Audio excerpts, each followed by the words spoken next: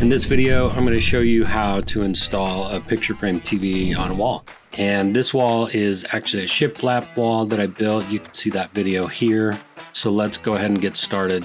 First thing you want to do is you want to plug in the TV cord into the back of the TV. Once you get that plugged in, there's a template that comes with the TV that you're going to tape up on the wall where you want your brackets to hang.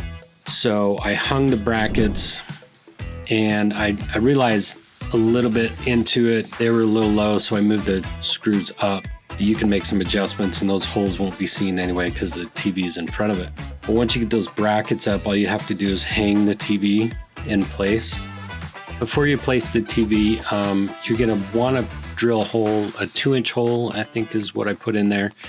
So you could put the cords of the TV back through it and down into the mantle. Once all your cords are in place and everything's plugged in, set up your TV.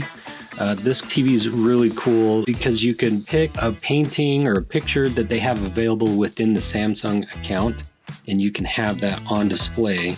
So it doesn't look like a TV, it looks like a piece of art. Don't forget to like and subscribe if this was helpful, and we'll see you in the next video.